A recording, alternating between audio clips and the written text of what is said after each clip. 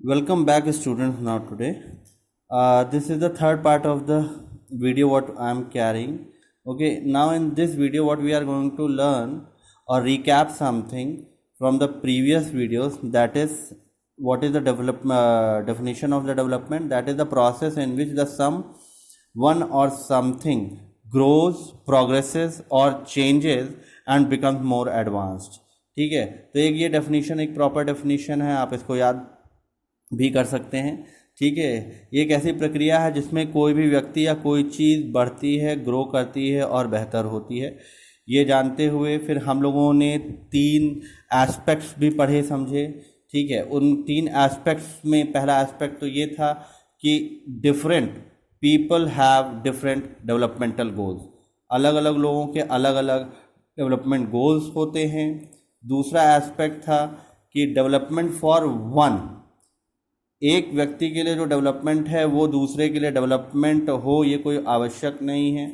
ठीक है, वो दूसरे के लिए डिज़ास्टर भी हो सकता है। ठीक है, और जो तीसरा एस्पेक्ट था वो ये था कि people tend to have a mix of goals for their development. ठीक, दैट मीन्स लोगों के लिए डेवलपमेंट का मतलब ये नहीं होता है कि वो किसी एक चीज़ में ग्रो करें, एक ही एस्पेक्ट में ग्रो करें या उसमें निपुण हो जाएं, वही बेहतर हो जाए। ठीक है, उनका मतलब ये है कि डेवलपमेंट का मतलब ये है कि ओवरऑल चीज़ों में डेवलपमेंट होना चाहिए, चीज़ें बेहतर होनी चाहिए। ठीक, अब आप कहो कि जैसे आप अर्निंग ज़्यादा करने लगो, ठीक है, लेकिन आपके लाइफ में सुकून नहीं है, आपका फैमिली में टेंशन है, तो फिर पता चलेगा क्या कि एक तरफ तो आप डेवलप कर रहे हो, दूसरी तरफ निगेटिविटीज़ भरी हुई हैं। ठीक है, या फिर आपके पास बंगला हो जाता है, घोड़ा गाड़ी सब हो जाता है, लेकिन आप एक ऐसे देश में रहते हो जहाँ पर आपको आज़ादी नहीं है, आप अपनी बातें कह नहीं सकते हैं, बंदिशें बहुत ज़्यादा हैं। तो इस तरीके से आप कह सकते हो कि भाई people tend to have mix of goals. क्या कि डेवलपमेंट ठीक है, बट उनको 1 या 2 या 3 एस्पेक्ट्स की ही ज़िंदगी में डेवलपमेंट नहीं चाहिए रहती, कई सारे एस्पेक्ट्स होते हैं, आदमी उसमें ग्रो करना चाहता है, बेहतर बनना चाहता है। और जिन देशों में ये सारे एस्पेक्ट्स लगभग पूरे होते हैं तो वहाँ के लोगों को कहा जा सकता है वो लोग डेवलप्ड लोग हैं, या फिर वो देश डेवलप कर रहा है, वो बेहतर हो रहा है। इसीलिए आज हम जो टॉपिक स्टार्ट करेंगे वो है नेशनल डेवलपमेंट का। ठीक है, कि अभी हम लोग ज़्यादातर समझ रहे थे कि अपनी पर्सनल लाइफ को लेकर के कि हम क्या करें कि जो डेवलप हो जाए, लेकिन अगर हम तो ओवरऑल जैसे इकोनॉमिक्स पढ़ रहे हैं तो इकोनॉमिक्स पढ़ाई इसीलिए जा रही है कि आपके अंदर एक अंडरस्टैंडिंग डेवलप हो जाए कि किस प्रकार से कि पूरे देश का डेवलपमेंट हो सकता है। देखिए, एक देश बनता है नागरिकों से, और जब हर नागरिक के जीवन में बेहतरी आने लगती है और उसकी लाइफ अच्छी होने लगती है तो इन टोटलिटी आप कह लोगे बाद में कि हाँ, मेरा देश भी डेवलप कर रहा है या देश डेवलप हो गया है। अच्छा, इन चीज़ों के लिए गवर्नमेंट क्या करती है और देश के डेवलपमेंट के लिए कौन कौन सी चीज़ें ज़्यादा इम्पॉर्टेंट होती हैं उन पर थोड़ा ध्यान देंगे, जिसमें पहला तो ये बेटा आता है कि क्वालिटी एजुकेशन। देखिए, हमारे लाइफ में एजुकेशन का बहुत इम्पॉर्टेंट होता है। अगर एजुकेशन अच्छी है, ठीक है, हम बेहतर से बेहतर एजुकेशन लेते जा रहे हैं तो हम रियली डेवलप करते हैं। हमने कई बार क्लासेस में भी बताया हुआ है कि एक बार अपने आप को कंपेयर करके देखो गांव के उस बच्चे से जिसको कि एजुकेशन नहीं मिल पा रही है। आप उसके सोचने का तरीका, उसके बात करने का तरीका आप काफ़ी सीमित पाएंगे, और अपने सोचने का तरीका, बात करने का तरीका या ज़िंदगी के कई आयामों को समझने का तरीका आपका ज़्यादा बेहतर होगा। ठीक है, उसी प्रकार से इसीलिए कह सकते हैं कि मतलब एजुकेशन जो है, अगर जिन देशों में एजुकेशन अच्छी होती है, क्वालिटी एजुकेशन दी जाती है, वहाँ नागरिक डेवलप करता है और देश भी डेवलप करता है। अब हम इंडिया की ही बात करते हैं तो क्या इंडिया में एजुकेशन डेवलप्ड नहीं है? है, बिल्कुल है, लेकिन बहुत सीमित सीमित संस्थान हैं जिन पर या जहाँ तक लोग पहुँच पा रहे हैं या बच्चे पहुँच पा रहे हैं। देश हमारा काफ़ी बड़ा है, और इस प्रकार से अगर एजुकेशनल इंस्टीट्यूशंस अगर ग्रामीण इलाके तक या देश के हर कोने कोने तक अच्छे अच्छे पहुँचते हैं तो ये इंस्टीट्यूशंस काफ़ी हद तक एक बड़ी आबादी को कवर कर पाएंगे और एक बड़ी आबादी को ज़्यादा अच्छी एजुकेशन देने में सफल हो पाएंगे और उनको एक बेहतर नागरिक बना पाएंगे। इसके साथ दूसरा एक एस्पेक्ट है नेशनल डेवलपमेंट में portable water, that means drinkable water. अब हमारे जैसे कंट्री के लिए ये एक इम्पॉर्टेंट फैक्टर हो जाता है, क्योंकि भाई आबादी ज़्यादा है। अच्छा, पीने का पानी हमारे लिए जो अवेलेबल भी है, तो आने वाले टाइम में आप देखोगे अब उसमें कमी आने वाली है, ठीक है। और कहीं ना कहीं हम मनुष्य भी या फिर हम लोग भी काफ़ी रिस्पॉन्सिबल हैं कि आज हमको पीने का पानी इस तरीके से नहीं मिल पाता आसानी से जैसे पहले मिल जाया करता था। नदियाँ गंदी हो गई हैं, पॉन्ड्स गंदे हो गए हैं, इंडस्ट्रीज़ अपने एफ्लुएंट्स को इन्हीं नदियों में ही छोड़ रहे हैं, तो पानी अब ड्रिंकेबल इजीली हमको रिवर वगैरह से नहीं मिल पाता है। इसलिए हम लोग अब आर्टिफिशियल सोर्सेज का इस्तेमाल करते हैं क्लीन वाटर को प्राप्त करने के लिए। अब जैसे फ़िल्टर लगाना या फिर किसी भी तरीके से पानी को फ़िल्टर करके यूज़ करना, इन तरीक़ों पे अब हम आ गए हैं। तो अब ड्रिंकेबल वाटर एक बड़ी सोसाइटी के लिए अवेलेबल हो, इसको सरकार सुनिश्चित करने का पूरा प्रयास करती है। बिकॉज अगर ड्रिंकेबल वाटर रहेगा तो लोग जीवित रह पाएंगे, हेल्दी रह पाएंगे, और गवर्नमेंट का खर्चा फिर मेडिकल फैसिलिटीज़ पे कम होगा और वही पैसा फिर कहीं और किसी और स्वरूप में इस्तेमाल किया जा सकता है। नेशनल डेवलपमेंट में हमारा ट्रांसपोर्टेशन भी एक इम्पॉर्टेंट एरिया है, ये समझना है, ठीक। अब ट्रांसपोर्टेशन क्यों इम्पॉर्टेंट? एक जगह से दूसरे जगह जाने के लिए हम अपने लेवल पे होकर के सोचते हैं हमेशा कि हम रिश्तेदारी में न जाएं, क्या फ़र्क पड़ता है, लेकिन इससे नहीं चलता है। हम यहाँ पे अपने लेवल पे नहीं बात करेंगे। ट्रांसपोर्टेशन एक इम्पॉर्टेंट चीज़ है, क्योंकि हम अगर जैसे जो कंपनियां जो माल बनाती हैं या फिर जो गुड्स तैयार होता है जिन फैक्ट्रीज़ में, उनको मार्केट तक ईजिली पहुँचाने के लिए ट्रांसपोर्टेशन फैसिलिटीज़ का होना बहुत इम्पॉर्टेंट है, ठीक है। अब आप देखोगे इंडिया में इस समय डेडिकेटेड रेल नेटवर्क बनाया जा रहा है। ये जो डेडिकेटेड आप देख रहे हो रेल नेटवर्क, ये खाली मालगाड़ी के लिए बनाया जा रहा है, ताकि जो भी माल बम्बई, दिल्ली जैसे बड़े शहरों में जहाँ पे प्रोडक्शन यूनिट्स लगी हुई हैं वहाँ से प्रोड्यूस हो करके आसानी से कम समय में ग्रामीण इलाकों तक भेजा जा सके, ठीक है। वरना पहले टाइम लगता था। तो इससे हमको पता चल रहा है कि गवर्नमेंट काफ़ी कुछ कर रही है अपने यहाँ ट्रांसपोर्टेशन को बढ़ाने के लिए। अब चाइना का फिर हम आज एग्जांपल लेंगे कि अगर आप देखोगे चाइना के डेवलपमेंट के पीछे, तो वहाँ पर इंफ्रास्ट्रक्चर डेवलपमेंट ने बहुत इंपॉर्टेंट रोल प्ले किया है। वहाँ पर इस तरीके के डेडिकेटेड रेल नेटवर्क ऑलरेडी बने हुए हैं। उनके यहाँ माल आज तैयार होता है, विद इन 2-3 डेज अपने गंतव्य तक या अपने लास्ट एंड पॉइंट तक वो पहुँच जाता है, ठीक है। इससे ये होता है कि माल की बिक्री जल्दी होती है, प्रोडक्शन साइकिल तेज़ हो जाती है, और इसका फ़ायदा उन प्रोडक्शन यूनिट्स में काम करने वालों को भी मिलता है, और इनडायरेक्टली आप कहोगे देश भी उससे ग्रो करता है। चौथा फैक्टर है बेटा इंफ्रास्ट्रक्चर। ठीक है, इंफ्रास्ट्रक्चर हम उन बिल्डिंगों को कह सकते हैं या उन व्यवस्थाओं को कह सकते हैं जो हमें सहूलियत प्रोवाइड करती हैं, सहूलियत देती हैं कि कोई काम करने के लिए। जैसे हम अभी एक स्कूल का एग्जांपल ले लेते हैं।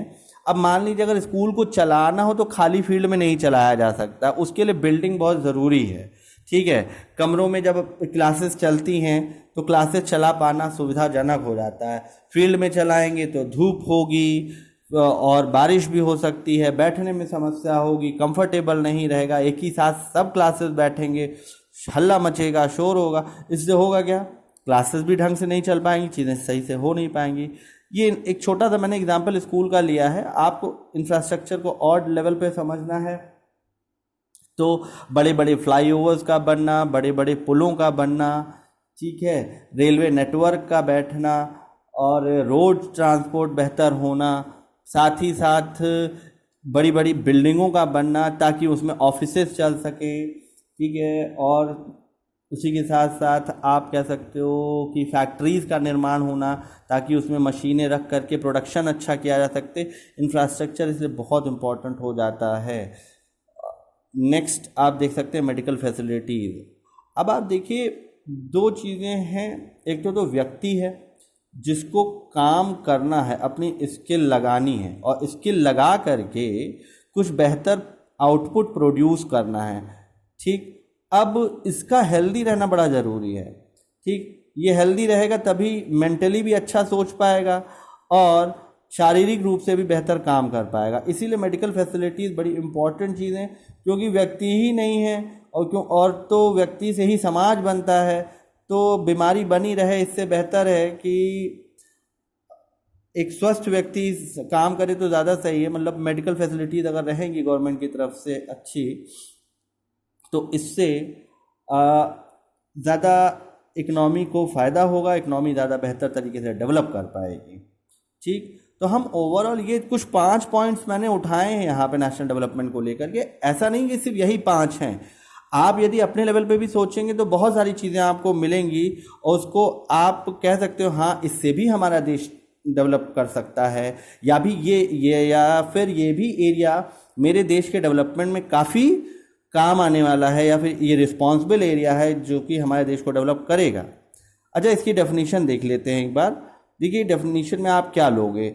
अब इम्पॉर्टेंट बच्चों ये हो जाता है, जैसे मैंने आपको समझा दिया, आपको फिर रिप्रोड्यूस करना है जो आपने पढ़ा हुआ है। उसके लिए जैसे मैंने अभी शुरू में एक डेफिनेशन दी थी डेवलपमेंट की, मैंने उधर बताया। फिर अभी हम नेशनल डेवलपमेंट की डेफिनेशन अगर आपको लिखनी है कल को एग्जाम में, आपको बताना हो, तो आप क्या वर्ड्स यूज़ करोगे, किस तरीके से लिखोगे, ये भी बड़ा इंपॉर्टेंट है। देखिए national development refers to, national development का मतलब है कि refers to the ability of a country to improve the social welfare of the people। National development मतलब उस देश की वह क्षमता जो कि समाज में को और बेहतर बना सके। ठीक है, लोगों की लाइफ को और बेहतर बना सके, ऐसी क्षमता देश के अंदर होना।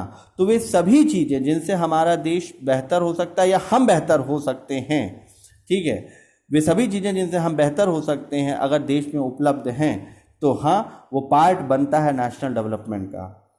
ठीक है, नाउ नेक्स्ट टू दिस, तो आपने ओवरऑल समझा क्या, आपने डेवलपमेंट के बारे में जाना, वे 3 एस्पेक्ट्स समझे जिसमें तीसरा ये ऊपर लिखा हुआ है। ठीक है, और अब आपने जो देखा है थर्ड पार्ट में जो हम मेनली आज फोकस है वो आज नेशनल डेवलपमेंट पे, तो ये आपने अभी ओवरऑल जान लिया है। ठीक है, अब हम इसके बाद एक अलग पोर्शन पे मूव कर रहे हैं, वो है कंपेयरिंग डिफरेंट कंट्रीज, अलग अलग देश को कंपेयर करना। ठीक, चाइना है, चाइना का इंडिया से कंपेयर करो, चाहे अमेरिका का या फिर यूएसए का इंडिया से कंपेयर करो, या यूएसए को चाइना से कंपेयर करो, फ्रांस को इंडिया से कंपेयर करो, चाहे फ्रांस को चाइना से ये जो कंपैरिजन है ये किन बेसिस पे करना चाहिए और कंपैरिजन का कौन सा उचित तरीका होगा, ये हम आज यहाँ देखेंगे।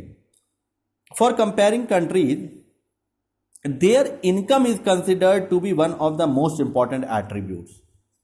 ठीक, अब तुलना करें, जैसे हम लोग टीचर्स भी कभी कभी देखेंगे, आप बच्चों की क्लास में आप लोग को कंपेयर करते हैं, कहते हैं कि अच्छा तुम्हारे अंदर ये अच्छाई है तो तुम्हारे अंदर ये अच्छाई है।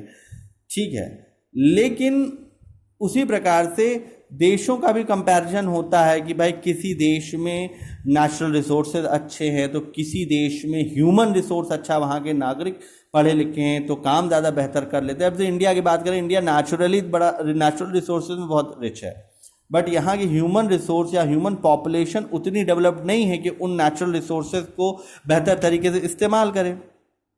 जापान का एक दूसरा एग्जाम्पल है, जापान में आप देखोगे नेचुरल रिसोर्सेज नहीं है, पर जापान में जो लोग हैं वो काफ़ी डेवलप्ड हैं, वो अपनी मतलब बुद्धि का, अपने स्किल को इतना यूटिलाइज करते हैं कि वो आज उनकी इकॉनमी वर्ल्ड की 3rd लार्जेस्ट इकॉनमी बनी हुई है। ठीक है, तो आप समझ सकते हैं कि यस नेचुरल रिसोर्सेज इंपॉर्टेंट होते हैं, बट जिन देशों में ह्यूमन रिसोर्स अगर अच्छा है तो वो नेचुरल रिसोर्सेज के अभाव में भी बेहतर करता है, ठीक, क्योंकि वो बेहतर सोच सकता है। आपको क्या लगता है अफ्रीकन कंट्रीज में, आप देखो क्या अफ्रीकन कंट्रीज इतनी डेवलप दिखती हैं? नहीं दिखती हैं। चाहे आप चाड की बात ले लो, चाहे लीबिया की बात ले लो, चाहे आप कैमरून की बात कर लो, चाहे आप अल्जीरिया की बात कर लो, नीचे के देशों में आ जाओ तो ज़ायरे है, कीनिया है, नामीबिया, ये सारी कंट्रीज इतनी डेवलप थोड़े हैं। क्यों? जबकि उनके यहाँ नेचुरल रिसोर्सेज हैं, बहुत ज़्यादा रिच ये देश है नेचुरल रिसोर्स में, लेकिन कारण यह है कि इनके यहाँ ह्यूमन रिसोर्स अच्छा नहीं है, ठीक है। तो इसीलिए अब यहाँ पे बात क्या आती है, जिन देशों में एजुकेशन अच्छी है वहाँ पे ह्यूमन रिसोर्स अच्छा हो जाता है, ठीक। चलिए आइए, तो कंपैरिजन की हम बात कर रहे थे, तो कंपेयर करने के लिए देखिए यहाँ पे होता क्या है कि एक देश को दूसरे देश से कंपेयर करने के लिए एक सबसे इम्पॉर्टेंट पॉइंट ये लिया गया है कि वह देश कितना कमाता है। मतलब यहाँ पे ये है कि टोटलिटी में उस देश के नागरिकों के द्वारा जो प्रयास किए जाते हैं उनसे वहाँ के नागरिक कितना कमा पाते हैं और उसको टोटल कर देना, ठीक। अब हम कहें कि हमारे देश की बेटा आबादी, जैसे कहूँ 130-135 करोड़ के आसपास क्लेम करी जा रही है इस समय। इतने सारे लोग हैं, वो कुछ ना कुछ काम करते होंगे, कुछ कमाते होंगे, इनको टोटल कर दीजिए आप, तो वो आपका क्या होगा? वो आपके देश की कमाई तो हुई। लेकिन अब यहाँ कहें कि हमारे देश में लोग 100 रुपया कमा रहे हैं, तो टोटल होते होते बहुत कुछ खास नहीं बनेगा, ठीक है। वहीं जापान में आबादी कम है हमारे यहाँ से, लेकिन फिर भी उनका इकॉनमी ज़्यादा बेहतर है हमसे। क्यों? क्योंकि उनकी कमाई वहाँ प्रति नागरिक ज़्यादा है। प्रति नागरिक मतलब पर पर्सन अर्निंग उनकी ज़्यादा है, हमारे यहाँ प्रति व्यक्ति आय कम है। कारण आप समझ सकते हो, हमारे परिवारों में भी देखते हैं कि कुछ लोग ज़्यादा कमाते हैं। क्यों? क्योंकि उनकी एजुकेशन बेहतर रहती है, वो अपने लाइफ को अच्छे तरीके से चलाते हैं, ठीक है। और रही बात हम लोग के साथ क्या होता है, कुछ लोग ऐसे होते हैं कि भाई जिनकी कमाई कम होती है तो वो अच्छा नहीं कर पाते हैं। उसके पीछे रीज़न ये होता है वो उतना एजुकेटेड नहीं होते हैं। वही डिफरेंसेस हमको जापान जैसी कंट्रीज़ और इंडिया जैसे कंट्रीज़ के कंपैरिजन में मिल सकता है। अब आती है बात, क्या टोटल इनकम को लिया जाया चाहिए मतलब कंपेयर करने के लिए? क्योंकि अगर टोटल इनकम ले लेंगे तो कहीं ना कहीं ऐसा हो सकता है कि इंडिया आगे निकल जाए जापान जैसी कंट्रीज की तुलना में। क्यों? आबादी ज़्यादा है, ठीक है। तो यहाँ पे आबादी इंपॉर्टेंट नहीं है, यहाँ पे प्रति व्यक्ति आय इंपॉर्टेंट है। टोटल इनकम का जो एक फैक्टर देखिए, दो फैक्टर है, टोटल इनकम और एवरेज इनकम। तो not useful since countries have different population. ये इसलिए नहीं सही है क्योंकि अलग अलग देशों का अलग अलग पॉपुलेशन होता है, ठीक। अब हम छोटा सा एग्जांपल आपको लेते हैं लग्जमबर्ग का, ठीक, और हम इंडिया का एग्जांपल ले लेते हैं। अब जैसे दो कंट्रीज मैं लेता हूँ, लग्जमबर्ग बहुत छोटी कंट्री है यूरोप की, ठीक। अब लग्जमबर्ग में हमको लगता है कि शायद ज़्यादा से ज़्यादा उनके यहाँ 40-50 हज़ार आदमी होंगे, ये भी शायद मैं ज़्यादा ही बता रहा हूँ, ठीक है। इतनी बड़ी इनसे इनका देश बन जाता है। हमारे यहाँ 130 करोड़, ठीक। अब उनके यहाँ 40,000 आदमी, समझिएगा 40,000 आदमी अगर हम कहें 1,000 रुपये कमाते हैं तो टोटल कितना बनेगा? 4 और आप उतने ही ज़ीरो लगा लीजिए, तो आपका ये बना कितना? ये बना 4 करोड़ रुपए, ठीक है। ये आपका बना 4 करोड़ रुपए। अब यहीं पे हम 130 करोड़ ले लेते हैं। 130 देखिए 4 करोड़ अभी रुपया बना है। अब सुनिएगा, अब हम 130 करोड़ ले लेते हैं यहाँ पर, और 130 करोड़ को हम सीधे 1 रुपया से मल्टीप्लाई कर देते हैं। देखिए, तो हम कहते हैं कि हमारे देश ने कितना कमाया? 130 करोड़। तो भाई 4 करोड़ से 130 करोड़ तो ज़्यादा है ना? तो क्या हम ये कह सकते हैं कि हम उनसे ज़्यादा डेवलप्ड हैं? नहीं। क्यों? क्योंकि हमारे देश में आप देखोगे कि हमारे देश में हर व्यक्ति सिर्फ 1 रुपया कमा रहा है तो उनके यहाँ 1000 रुपया कमा रहा है हर व्यक्ति। इसलिए इम्पॉर्टेंट क्या है, ये फिगर इम्पॉर्टेंट नहीं है टोटल वाला, इम्पॉर्टेंट ये है डिवाइड करो इस टोटल को कितने से, वहाँ की पॉपुलेशन से, और फिर जो निकल के आए, वहाँ की पॉपुलेशन 40,000 है, ये आपने डिवाइड किया 4 जीरो उसमें हटाया, ठीक है, ये इसको काटा, आया कितना प्रति व्यक्ति 1000। हमारे यहाँ भी डिवाइड कर दो, 130 को 130 करोड़ से डिवाइड करोगे तो होगा क्या, ये 1 रुपया आएगा। तो what is important, comparison of average income, ठीक है, कंपैरिजन ऑफ एवरेज इनकम हमको देखना है कि कहाँ की एवरेज इनकम ज़्यादा है, तो ये कंपैरिजन ज़्यादा सही बैठेगा, ना कि टोटल इनकम वाला। ठीक, तो टोटल इनकम बेटा इसीलिए सही नहीं बैठता है, not useful since different countries have different population. Average income is the correct method, जिसको कि हम प्रति व्यक्ति आय पर कैपिटा इनकम भी बोलते हैं। Total income of the country divided by its population, ठीक है, वहां की पॉपुलेशन से डिवाइड हो जाए वहां की टोटल कमाई, तो जो इनकम निकल के आएगी वो प्रति व्यक्ति आय कहलाएगी। हाँ, प्रति व्यक्ति आय यहाँ का, इंडिया का, और प्रति व्यक्ति आय लग्जमबर्ग का या किसी और कंट्री का कंपेयर करके हम ये कह सकते हैं हाँ कोई कंट्री कितना डेवलप्ड है। क्यों? क्योंकि जब प्रति व्यक्ति आय हम लेते हैं तो व्यक्ति उस आय से अपने जीवन को बेहतर बना पाता है। आइए और कुछ देखा जाए। Classifying countries on the basis of PCI, देखिए PCI per capita income criteria, world development reports brought out by the World bank.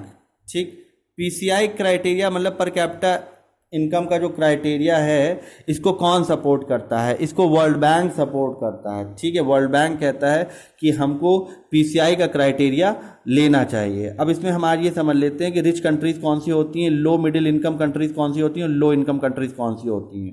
देखिए बेटा 2016 की गणना के हिसाब से, मतलब वहाँ पे जब उस हिसाब से 2016 में वर्ल्ड बैंक ने अपनी जो रिपोर्ट दी थी उसमें ये कहा था कि वे धनी कंट्रीज वे कहलाएंगी जो कि यहाँ पर आप देखते हैं $12,236 प्रति व्यक्ति आय होगी या उससे ज़्यादा होगी तो वो धनी कंट्री कहलाएंगे।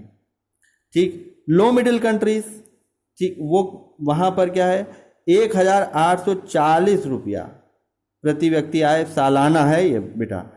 अगर क्या कहते कोई कमा रहा है, ठीक है, और यूएस डॉलर में कंपेयर करिए, यूएस डॉलर में लिया गया है तो 1840 यूएस डॉलर पर एनम साल में। अब 12 महीने में आप डिवाइड करते रहेगा वो एक अलग चीज़ है, ठीक है, उसको रुपया में कन्वर्ट करना होगा, फिर तो इंडियन रुपी वैल्यू से आपको मल्टीप्लाई करना पड़ेगा। तो आप अभी डॉलर में कंपेयर करिए, 12,236 रुपया साल में जो $12,236 साल में जो कंट्रीज कमाती हैं 2016 के हिसाब से गणना में कहा गया, तो रिच मानी जाएंगी। 1840 सालाना जो कमाती हैं डॉलर में वो कहलाएंगी लो मिडिल इनकम कंट्रीज, और उससे 1,005 यूएस डॉलर या उससे कम कमाने वाली कंट्रीज लो इनकम कंट्रीज कहलाती हैं। ठीक है, आगे देख लेते हैं हम बेटा। एक और क्राइटेरिया है, ये है HDI का, ह्यूमन डेवलपमेंट इंडेक्स का। स्टैटिस्टिकल टूल है ये एक प्रकार का, जो कि ओवरऑल अचीवमेंट पे बात करता है। ठीक है, सिर्फ इनकम पे नहीं बात करता है। क्यों? क्योंकि इनकम आपका आ जाएगा इकोनॉमिक डायमेंशन में, मतलब अर्थ से संबंधित है, अर्थ मतलब धन से संबंधित है। लेकिन जैसा कि हमने पहले भी बोला है कि अर्थ सब कुछ नहीं होता। ठीक है, सोसाइटी में हमको कितना इम्पोर्टेंस है और भी जो फैक्टर्स हैं वो भी इम्पोर्टेंट होते हैं, तो उन दोनों को जोड़ करके HDI ह्यूमन डेवलपमेंट इंडेक्स का निर्माण होता है या फिर उसमें काउंट होता है। ठीक, अब इसको कौन सपोर्ट करता है? यूनाइटेड नेशंस डेवलपमेंट प्रोग्राम के अंतर्गत, ठीक है, जो रिपोर्ट आती है उसमें HDI को माना जाता है कि किसी देश को अगर आपको कंपेयर करना है तो आप HDI को लेकर चलना चाहिए, ना कि एवरेज इनकम को, ना कि PCI को, पर कैपिटा इनकम को। ठीक। वैसे मैं बताऊं, अब हमारे पास दो बातें आती हैं कि क्या लें, तो हम आपको समझ में आएगा। इंपॉर्टेंट सबसे जो चीज़ बोलने जा रहा हूं, वर्ल्ड बैंक सपोर्ट करता है पर कैपिटा इनकम को, और यूएनडीपी ये जो प्रोग्राम है, यूनाइटेड नेशन डेवलपमेंट प्रोग्राम, ये सपोर्ट करती है एचडीआई को। कहती है कि अगर दो देशों में कंपेयर करना है तो सिर्फ इनकम के आधार पर मत कंपेयर करिए, और भी चीज़ों को देखिए कि उस देश में अन्य सुविधाएं कैसी हैं। ठीक है, तो दो चीज़ें। अच्छा, इसका जो थ्योरी है, सबसे पहले बाई चांस, अब थोड़ा सा ये आपको अविश्वसनीय लगेगा, एक इकोनॉमिस्ट हुए हैं महबूबुल हक, पाकिस्तानी इकोनॉमिस्ट थे। 1990 में उन्होंने ये कॉन्सेप्ट दिया था। अब पाकिस्तान का नाम आ रहा है तो आपको पच नहीं रहा होगा, लेकिन ऐसा नहीं है पाकिस्तान में होशियार लोग नहीं है, वहाँ पे क्या कहते अच्छा सोचने वाले लोग नहीं हैं। तो महबूबुल हक जी ने 1990 में ये थ्योरी दी थी कि सिर्फ आपको पीसीआई मतलब पर कैपिटा इनकम को नहीं लेना चाहिए डेवलपमेंट को, अगर कंपेयर करना है आपको एचडीआई भी कंसिडर करना चाहिए। और ये इनकी थ्योरी काफ़ी एक्सेप्ट करी गई थी, काफ़ी इसको एक्सेप्टेंस मिला था, और यूनाइटेड नेशंस डेवलपमेंट प्रोग्राम के अंतर्गत इसको फिर यूज़ किया जाने लगा। ठीक है, इसमें क्या क्या आता है, जैसे किसी देश का लिटरेसी रेट क्या है, वहाँ पे बच्चे कितनी दर तक मरते हैं, ठीक है, वहाँ पे लोगों को कितना क्लीन ड्रिंकिंग वाटर मिलता है, लिविंग स्टैंडर्ड क्या है, स्टैंडर्ड ऑफ लाइफ कैसा है, कैसा लोग रहते हैं, बॉडी मास इंडेक्स, अब ये बॉडी मास इंडेक्स के बारे में बाद में बता देंगे। ठीक है, और लाइफ एक्सपेक्टेंसी और हेल्थ फैसिलिटीज़, मतलब लाइफ एक्सपेक्टेंसी मतलब लोग कितनी उम्र तक जीवित रहते हैं। जैसे इंडिया में कहा जाता है 60-65 तक जीवित रहते हैं। ठीक है, तो ये क्यों है, क्या हेल्दी नहीं होते हैं? और वही चीज़ आप देखेंगे जापान में लोग 80 साल 90 साल तक जीते हैं ज़्यादा, तो उनके यहाँ लिविंग स्टाइल या मेडिकल फैसिलिटीज़ अच्छी होंगी, इसीलिए ज़्यादा जिंदा रहते हैं। तो लाइफ एक्सपेक्टेंसी किस देश की अच्छी है और हेल्थ फैसिलिटीज़ कहाँ की अच्छी, ये सारे फैक्टर्स आपका एचडीआई में काउंट होंगे। ठीक, तो आप ये चीज़ हमेशा जानिएगा, जो आपको एग्जाम पॉइंट ऑफ व्यू से इम्पॉर्टेंट है वो यही है कि हु सपोर्ट्स व्हाट। ठीक है, तो आप ये देखिएगा, वर्ल्ड बैंक सपोर्ट करती है पर कैपिटा इनकम को, प्रति व्यक्ति आय, और यूएनडीपी सपोर्ट करता है क्या, ओवरऑल एस्पेक्ट। कहता है पीसीआई तो आप ले लीजिए, बट पीसीआई के साथ साथ आपको और भी सोशल फैक्टर्स कंसिडर करने चाहिए अगर आपको किसी एक कंट्री टू कंट्री कंपैरिजन करनी है तो, कंट्री टू कंट्री कंपैरिजन करनी है तो। देखिए बच्चों, आज लास्ट इसको एंड अप करते हुए मैं कह रहा हूँ कि काफ़ी दिन से वीडियो पढ़ नहीं पा रही थी, कुछ व्यस्तताएं भी थी, तबीयत खराब थी, इसकी वजह से नहीं हो पा रहा था।